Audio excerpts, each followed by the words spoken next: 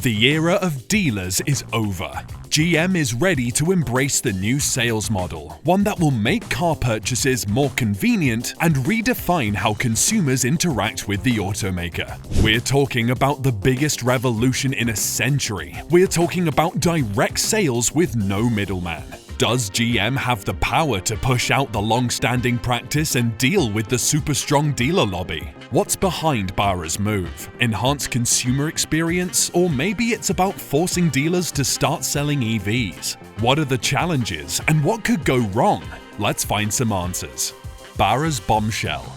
The GM CEO has just dropped a huge bombshell and declared war on dealers, as some would say. In the recent announcement, Barra said that it's time for revolutionary changes and that the company cannot survive with the traditional model of car sales. It is time for a radical switch that will redefine the whole car purchasing process in terms of how buyers interact with the automaker. But what's important to keep in mind is that this isn't some sudden, impulsive decision, even though the recent disagreements with dealers in terms of EV sales strategy may suggest such a thing. No, this statement came as a product of a well-calculated strategy that GM announced more than a decade ago when we heard for the first time that the company wants to follow Tesla's sales model. In other words, this is a rational move, a move that will help GM adapt to the needs and expectations of new generations of buyers. Because let's face it, in a world that's changing rapidly, why would the car sales model remain intact for over a century? New customers have new needs, and it's up to GM to stay ahead of the curve because that's the only way to survive. Buyers want to cut out the middleman, and GM is perfectly aware of that. Middleman's end, or maybe not. GM is ready to implement a new model, one that will put customer needs in focus, one that would ensure transparency and give customers full control of the purchasing process, which hasn't been the case at dealerships. Most importantly, buyers have never been happy with that unpleasant negotiation process at the dealership, and GM wants to eliminate that. But from dealers' perspective, that's pretty much like declaring war. It's the most radical change in a century, as mentioned, which is about to disrupt the status quo and completely change the car retail landscape. From their perspective, it's not just an attack on their business model. It's a matter of survival, because dealers will soon be facing existential challenges if the new strategy prevails. For the first time in a decade, they are forced to change, to adapt to new circumstances, and that hurts. In other words, those able to adapt and turn a new page in their business model will have a chance to survive. This is a turbulent era in the automotive industry that requires new ways of collaboration between automakers and dealers. Dealers have to reinvent themselves and find a new role in the car market. It's time for a new business model, which doesn't mean competing with GM, but rather being complementary. The whole idea is to raise the bar when it comes to customer experience, and dealers can play a big role in the whole process. It's just important to embrace the whole model, which among other things also includes a massive use of digital technologies as a key ingredient to enhanced customer experience. Moreover, dealers will probably have to diversify their service offerings to adapt to this evolving car market and ensure their position in this era of digital services. But consumer experience is just one aspect of the new strategy. Things are way more complex, and one of the reasons for Barra's new strategy is also her commitment to sustainability and environmental stewardship. With the elimination of physical dealerships, at least some of them, it's possible to reduce carbon footprint and minimize the environmental impact. The new sales model perfectly aligns with the company's broader strategy to ensure sustainability and make the automotive industry more eco-friendly. Challenges and issues. But the transition to the new business model won't be easy. It brings so many challenges, so dealers' resistance doesn't come as a surprise at all.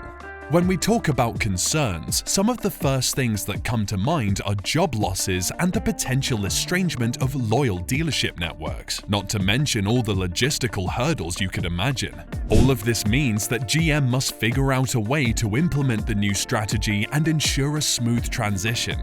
The good news is that GM is already figuring out a way to address some of these issues, particularly in terms of dealer employee support. The company has committed to supporting affected employees through different programs, starting from training, severance packages, and new employment opportunities within the company itself. Barra wants to minimize the impact of this radical switch. As mentioned, logistical issues are also some of the things that come to mind first. A transition that deletes the middleman and leads to a direct-to-customer model is about to bring so many challenges, starting from supply chain management and inventory tracking. All of this is new for the company, so we don't even doubt that there's going to be a lot of struggle at the beginning. But taking dealers out of the game is much more than taking over the sales. Dealer service is way more complex and also covers things like customer support, after-sales services, and other things that GM will have to take over if the company wants to ensure the new model works.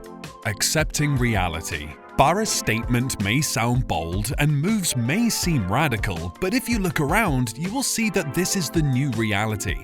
As mentioned, startup EV companies have been practicing a direct sales model for a while, and it proved to work seamlessly. Moreover, legacy car makers are making the same switch, starting from GM's arch rival, Ford. The Blue Oval company already launched a new digital platform where customers can configure their desired models and get all the information they need, whether it's about inventory, prices, financing programs, and similar things. Such a more streamlined platform was designed to improve customer experience and eliminate the need to visit dealers. So GM will most likely go in a similar direction. We won't say this sales method will prevail instantly, but it can become a pretty interesting alternative, and more importantly, a perfect polygon for the management to try out and perfect new strategies for engaging with consumers. This thing called engaging with consumers is particularly intriguing because the new car sales model has the potential to completely reinvent the relationship between automaker and consumer. It will give automakers the opportunity to leverage data analytics and even use artificial intelligence to enhance this relationship. This goes way beyond virtual showrooms and classic online configurators. We are talking about platforms that are able to offer personalized experiences based on individual preferences. Hidden motives. The new strategy has the potential to completely change the paradigm, the long-lasting practice that hasn't changed for over a century. But what also comes to mind is the real motive for such changes. What are your thoughts on this? Let us know in the comments, and please subscribe if you're interested in hearing more about this in the future. How to restrain a dealer. Of course, the easiest way to explain this move is to throw a couple of phrases that talk about visionary leaders like Barra, CEOs who are ready to take legacy car makers to the future, bring innovations, and push the limits. But we think we'd rather stick with practical reasons. One of them, as you may presume, is to keep dealers under control. Naturally, car dealerships work for profit, but sometimes they can be so greedy that they can hurt automakers' reputation. Huge markups are the first thing that comes to mind, but we don't think that's the main reason why GM wants to skip the middlemen. Things are actually way more complex, but it mostly comes down to keeping dealers in line with the automaker's policy. In the case of GM, that hasn't been the case for a while, especially after the company decided to push EVs too hard. Suddenly, everyone felt a huge resistance from dealers, because dealers don't want to sell EVs. They are much harder to sell, markups are lower, and salesmen need to put much more effort into earning their commissions. In other words, it's not just about buyers who are still unsure about the all-electric future. Dealers have been pretty active in keeping them away from new technology for the aforementioned reasons. And in a set of circumstances where GM is currently losing billions on EVs, GM wants to deal with disobedience. Things went so far that some dealers openly refused to sell EVs. It all culminated with GM's decision to force Buick dealers to sell EVs and invest $400,000 in infrastructure and training programs. Eventually, the renowned American car brand, which has seen better days, came to the point where it lost half of its dealerships in 2023 only. Similar things were happening with Cadillac a few years ago, and it's only a matter of time before troubles with the company's best-selling and most important brand Chevrolet start. Of course, Barra wants to prevent that, so many see this strategy as a kind of ultimatum that says, either you're going to play by our rules or you will vanish completely.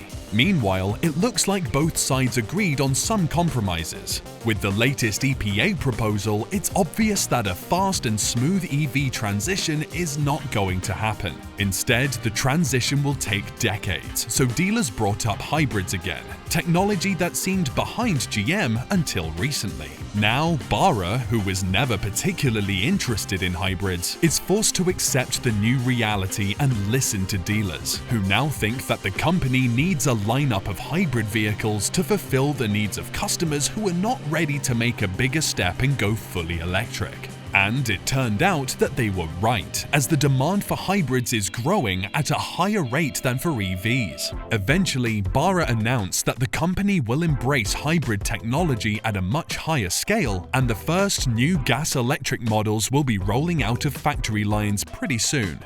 Both sides seem happy for now, but no one knows what the future could bring in these turbulent times. Therefore, if you want to stay informed about this and other trends in the automotive industry, make sure to subscribe and hit the bell button, because more interesting content is coming. Thanks for watching, and see you next time.